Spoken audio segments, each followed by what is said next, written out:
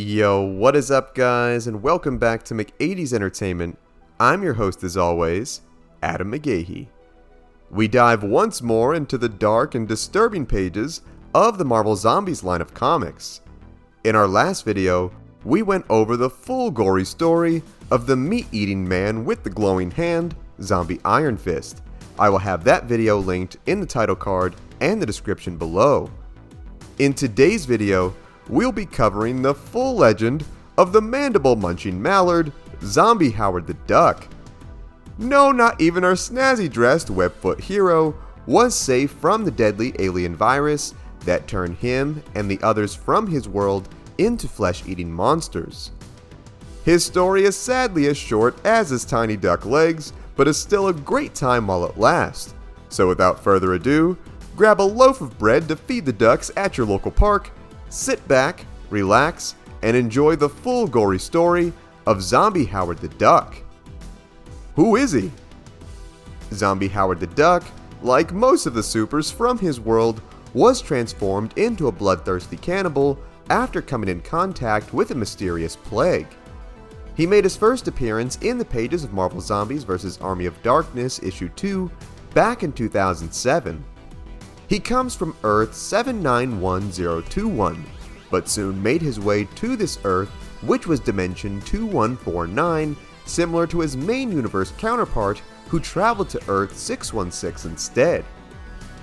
The DuckTales would soon end though one dreadful day when Ash Williams, yes the same one from the Evil Dead movies, was smacked here by a zombie version of the hero known as the Sentry at the gates of heaven. With a tall, dark, and not so handsome zombie soup on his way, Ash tried to warn the Avengers of the coming danger. However, the heroes on this Earth, of course, were just about as clueless as police officers in a horror movie and dismissed the dude as being crazy, where they had Spider-Man take him to the authorities. Our boy Ash, though, would of course prove to be correct, as the heroes responded to a distress call one day in the middle of New York. Here, lying in a crater, was the zombie Sentry, who awoke and tore through the heroes in the immediate area, infecting them with the virus. Almost instantly upon making contact, the Avengers turned into zombies themselves, where they began sadistically feasting on every poor New Yorker in sight. Heroes like Spider-Man would try to intervene and help who they could, only to be seen as a threat to the quickly dwindling food supply, and were either infected themselves or killed. Nick Fury tried to mount an assault on the undead with the non-infected heroes against them, but that sadly backfired, and the majority of those heroes too were infected, leaving the victory to the undead legions. With things quickly getting out of control, we then meet up with our boy Ash, who had a run-in with a still human Punisher.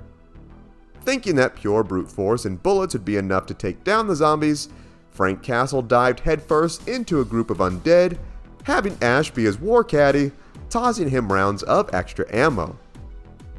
However, Castle was quick to find out that guns really don't do much against zombie superheroes, and was quickly torn apart, while Ash played it smart and kept the bag of guns and ran to safety. Hey, fun as spraying and praying into a group of zombies may sound, I'm with Ash on this one. Gotta use your brain, boys. As he booked it to a nearby alley, Ash came face to face with the X-Men Dazzler, struggling to fight against the zombified Bucky Barnes, who tried to infect her. Not about to let this girl get turned into lunch, Ash blew the brains out of poor Bucky, and the two went to escape. Ash told Dazzler that the evil living book called the Necronomicon is normally behind undead invasions like this, and if they found it, they could possibly reverse the spell and save the world. The X-Men then told Ash that the best place to look for such an artifact would be at Doctor Strange's Sanctum Sanctorum. As the pair made their way to the building, it is here that poor Ash was intercepted by a pair of bloody hands, and much to Dazzler's horror, the hero's brains had been munched out by none other than a very hungry zombie Howard the Duck. Much to the shock of Dazzler and myself upon reading this, the Ash that Howard helped himself to was actually a variant of Ash from this dimension of Earth 2149. Instead of a dimension-hopping demon slayer, this Ash happened to be a TV salesman at an electronics store who just happened to be at work when the virus broke out. Seeing his life's calling finally coming to light, this Ash grabbed a chainsaw and some guns and started going to town on some of the infected.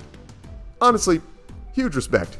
That's how most of us who work boring 9-to-5 jobs totally would be in this situation.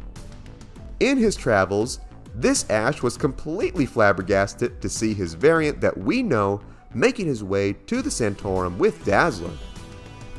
Ash 2 went to speak with Ash 1, only to get duck-napped by Howard and got his noggin bit out. R.I.P. Ash 2. We'll remember you, homie. Disgusted at the web-footed creature, Dazzler used her power to blind Howard, only for him to be unfazed, activating his supernatural sense of smell in his bill that he used to sniff our heroes out. Before he could get in a nibble, homie Howard was stopped by Ash, who activated his iconic hand chainsaw and used it to slice the little dude in half, resulting in a bloody mess of guts and feathers all over. Thinking it was over, Ash and Dazzler went to regroup, only to see that Howard was about as tenacious as Darth Maul, as his upper half leapt at the duo for revenge. Before he could make contact though, Zombie Howard croaked his last quack as he was turned to glass by a still human Scarlet Witch who arrived to the scene. Wanting to make sure that he was truly dead, Ash then kicked the newly crafted Glass Howard statue, leaving hundreds of tiny duck shards all over the ground. Ugh, dude, not cool. Just think how much that could have went for on eBay. And that is the full gory story of Zombie Howard the Duck. Our poor feathered friend did not last very long, but I'm honestly shocked and very pleased that he made an appearance in this bloody story. While Seth Green has voiced a few theatrical appearances the little guy has made in the MCU, I wonder if he'll make another undead cameo in the upcoming Marvel Zombie series on Disney+. I mean, what's not there to love? He's a talking duck in a suit, and he's a zombie. We need as much of this as we can get. More than anything, I want to hear what you think. Did you know this about Zombie Howard the Duck? Was there something I missed? What other stories or characters should we cover? Sound off in the comments. Also be sure to give this video a like if you enjoyed today's content, subscribe to the channel, and tap the bell icon to be notified of all of our latest videos. Thank you so much for watching. If you enjoyed the music in this video, it was all made by my boy Agnes. You can check out his Spotify in the link below. You can also check out our Patreon, also in the link below. Thank you so much for watching. Remember, you are awesome and loved. God bless, and I will see you in the next one.